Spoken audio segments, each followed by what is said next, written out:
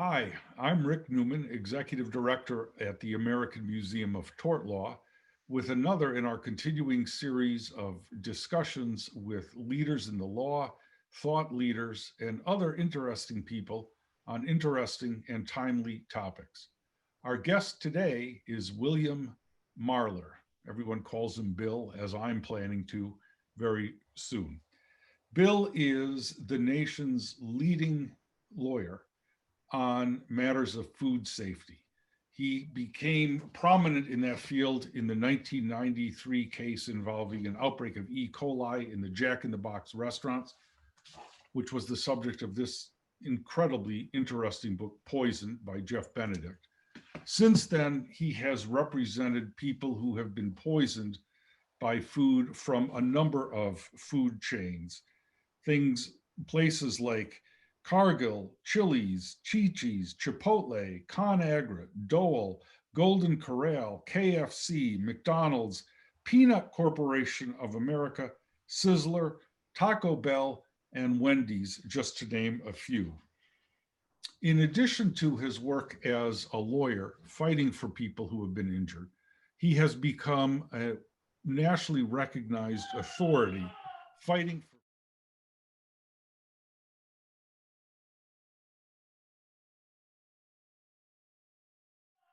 for food safety regulations in Washington, blogging about it, and writing about it.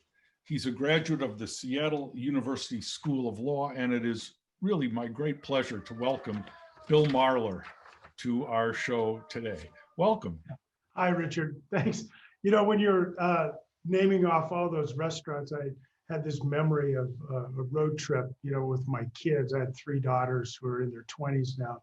But I remember you'd be on this road trip, you're driving along, I'm in the front seat driving, typical dad thing in an SUV. And we'd stop at a stops intersection, and there'd be, a restaurant on one corner, another restaurant, another corner, another restaurant, another corner. And my kids would always ask me, Dad, which restaurant haven't you sued? It's a little different to keep your kids entertained in a car. So that's how we used to do it. So yeah, I can't help but notice that right behind you is the Washington license plate E. coli. What's the story? So years ago, I bought one of a Volkswagen Bug when they came out with the new model back, when they rebuilt them. I think it was in the 90s sometime. And it was bright green, and it just was a perfect car to have E. coli bug, because bacteria bugs anyway. So, and I've kept it. I've kept the license plate, just because. So. Excellent. I think that's funny. Yeah. So we just finished, according to the FDA, National Food Safety Education Month, September, just ended. So give us a quick food safety education. Where do we stand in food safety in this country? So got to look at it a little bit in a historical context. When the Jack in the Box case happened in 1993, there was a big rush to do something about it. People were shocked that children were dying from eating hamburger. The beef industry itself, was really brought to its knees. And it was really the first major, problem that the Clinton administration faced, because that outbreak was actually announced on Inauguration Day. And so the Clinton administration instituted some modest changes that the industry fought, but over time, the industry gave up after about a decade of litigation where, we secured about $400 million for clients. The industry, government, consumers really came together, and E. coli cases linked to hamburger have absolutely disappeared. I'm not suggesting that you can eat raw hamburger, but the number of E. coli cases linked to hamburger have absolutely, declined to, a level that I may have one case a year, where it used to be that 99% of the work we did was E. coli cases linked to hamburger. So there are some successes. Unfortunately, we have been pretty much on a population basis, pretty in the same spot on salmonella, listeria, E. coli generally, because now we're seeing E. coli cases linked to fresh fruits and vegetables. So we haven't really have not improved. We are instituted some new changes in the Obama administration, the Food Safety Modernization Act. But essentially, to answer your question, there are some good things that have happened, Richard, that I think in part had to do, with the industry, with legislation and litigation. But we really haven't made the kind of changes that the CDC were hoping for by the time we reached 2020. Why is that? Has it been foot dragging on the part of the food industry or bureaucratic problems? What's the source? Yeah, I mean, part of it is that it's a little bit like the coronavirus. These bugs' job is to make us sick, because when they make us sick, then they populate. That's their reason for being. And they've been very successful at that for billions of years, far longer than we've been on the planet. And so the reality is we have constantly need to pay attention to details. And that really requires, a real effort on the part of government regulators, industry, and the courts to hold people accountable. And also, one of the things I've spent a lot of time is working with universities, to give the kind of information to industry and government that people can use a scientific basis to make some decisions. So the bottom line is that we have a lot of work to do. We are continuing to try to make changes, but there is a lot of both government and industry resistance to change. There's a default against regulation when really regulation would actually benefit them in the long run. So there's a lot to do, but there's consumer groups out there that are working.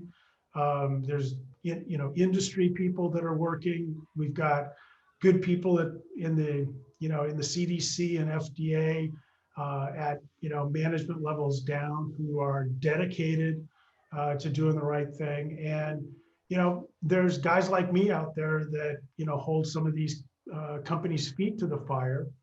At the same time, I'm talking to them about putting me out of business. A lot of people don't like us lawyers, and I always tell industries when I speak to them, if you hate lawyers so much, don't poison your customers, and I won't have anything to do. Right. Well, let's talk about the genesis of this. I'm looking again at the book Poisoned, which I recommend to everyone. How did you get involved? Tell us what the case was about and how you became involved. Sure. The Jack in the Box case was the first major foodborne illness outbreak that was, in many parts, part of the internet age was developing then, and cable news. It was, the first outbreak that really got a sort of a nationwide and worldwide attention. People, I think it's probably not the right way to say that, but many in the meat industry called it their 9/11.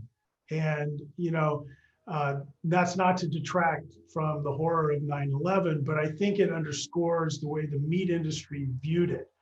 But there were 750 people sickened in 5 states. There were about 100 of those individuals suffered acute kidney failure, and there were 4 children that died, very horrible deaths. I wound up representing some of the first people who got sickened. I filed one of the first lawsuit, and wound up, representing hundreds of people, including many of the most sick or injured children, and being lead counsel in the litigation, which was pretty unusual given the fact that I'd only been out of law school for 4 years. So, Right. And yeah. the genesis was, this was hamburger that was contaminated with E. coli. Right. We hear the phrase E. coli a lot. Right. But I'm not sure people understand how really ill this. Yeah. So I'm glad you raised that, Richard. So, so E. coli is a ubiquitous name of a lot of bugs. Many of them we are, have no harm to us. We have them in our system. There's a subset of E. coli. They're called Shiga toxin producing E. colis. So sometime in the not too distant history, a Shigella bug that had a toxin in it swapped some genes with an E. coli bug, and it created in a sense, a superbug. Doesn't make cows sick, but that's the reservoir for the most part for this particular bug. And we've learned too over the last decade and a half that there are some other Shiga toxin producing E. coli's. The most common one, and the one that happened in Jack in the Box, was E. coli 015787. And there are other serotypes with different numbers that still cause human illness. So that bug, and it's pretty clear that what happened was that bug populated in cattle feedlots across the country in close quarters, and it became common in animals that were in slaughter facilities. And nobody was testing. And what would happen is the guts of a cow might get spilled onto some of the meat. When the hides were taken off, there might be, cattle manure on the hides that would get on the carcass, and then they would grind it into hamburger. The thing about E. coli when it comes to cooking is that you can actually cook E. coli off the outer, like a steak. If there's E. coli on the outside of a steak, when you sear that steak, you're going to kill that bug. But when it's ground up into hamburger, you have to cook that hamburger to a 155 internal temperature, which is a well-done hamburger. No pink on the inside. And that's not the way we were making and cooking hamburgers in 1993. So you had this sort of perfect storm happen. You had E. coli in feedlots, mass-produced frozen patties for these restaurants. They weren't testing for it, and they were undercooking it. And so it was sort of everything that could go wrong went wrong in this case. And it left people, many children with acute kidney failure, brain injuries, lost large intestine, and with complications that will last the rest of their lives, including the need for kidney transplants. So it's not a bug to be trifled with at all. And it's one that, people need to take, care to prevent. Well, in another odd parallel with the COVID-19, this is not just a bug that'll make you sick for a week. This can be fatal. Exactly. or have lifelong disastrous effects. Yeah. So what was the upshot? I know you settled the case, you won the case. Did the industry change as a result? Yeah, a couple of things happened. I think there's some important sort of lessons from Jack in the Box. One is how important science is. And here's a real interesting fact. The Jack in the Box E. coli outbreak started in November of 1992. Most of the people remember it starting in January of 1993, but it actually started in November of 1992 in San Diego, California. About 40 people sick, one little girl died, a bunch of kids got acute kidney failure. But E. coli 0157H7 was not a reportable illness and disease at the time. Now, if you get a positive E. coli test in a hospital, they are mandated by law to contact the health department. That health department will contact you and start that, what we've now getting more common, tracing. And so they're trying to find out what you ate.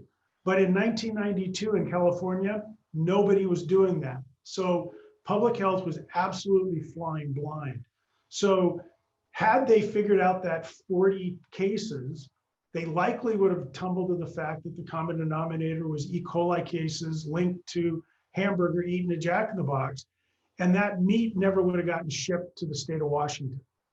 Right. And you would have had a better speaker here with you today to talk to you. But because the outbreak never would have happened. That was one thing. The other thing is that the state of Washington was one of 50 states that had changed the food code from an internal temperature on hamburger from 140 degrees, which is medium, to about 155, which is well done. The reason they did that is because the health authorities in the state of Washington had become aware that there have been these pockets of E. coli cases linked to undercooked ground beef. So they wanted to change the rules to protect their citizens. And states can do that. They can modify the food code. They sent that information out across the state of Washington and to corporate headquarters for restaurants that had franchises here in the state of Washington, including Jack in the Box. They did that in January of 1992. And during the course of discovery, we learned that one, Jack in the Box was not testing for E. coli, and two, they knowingly knew about the 155 temperature in Washington, but they chose to ignore it because their 2-minute cook time was too important. So burgers rolling. Right. Once we uncovered that information, the case is resolved. And from what happened in this litigation, the USDA started requiring testing. E. coli 0157 was deemed to be an adulterant in hamburger. It means you can't sell it with it in there. You need to test for it.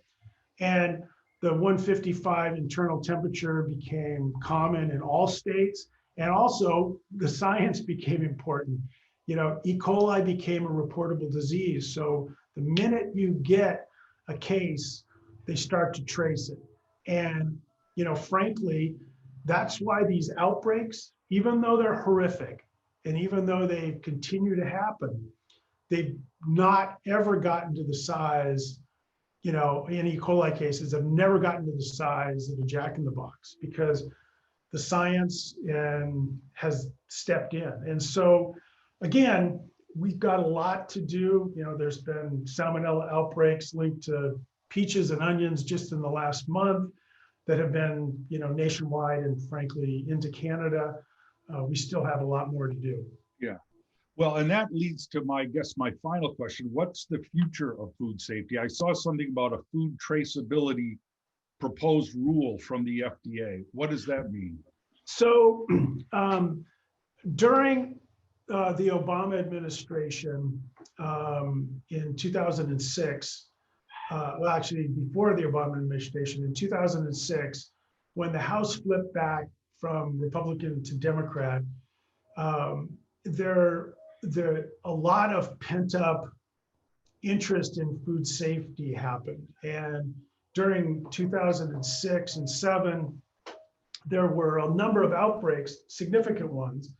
And I flew in, I can't tell you how many clients I flew in from all over the country to testify in front of Congress. I was in DC once or twice a month for over a year, meeting with Congress members and senators. And eventually, when the Obama administration happened, they moved forward with what's called the Food Safety Modernization Act, which was passed by the House in 2009 and barely passed the Senate in the lame duck session in 2010 and signed into law by Obama. In fact, if I could flip my screen around, I could show you. I was fortunate enough to get a signed copy of the bill. But what that bill did, in part, was traceability, but in part making making food safety a much more scientific basis of paying attention to details like testing, water usage, the ability to know who your suppliers are, to, if there was a problem, to be able to immediately trace back all the products. So those things have been being rolled out over the last 10 years. It takes time, and obviously having a different administration for the last 4 years has, in my view, has slowed the process of implementation down. But I think that overall, I think if we keep talking about science and we keep talking about how the benefits to industry also benefit their customers. If you don't poison your customers, you get to sell more stuff. Right. If you don't poison your customers, you don't get sued. If we keep talking about that and keep working with them, I think we can kind of still make the kind of progress we did with E. coli in hamburger.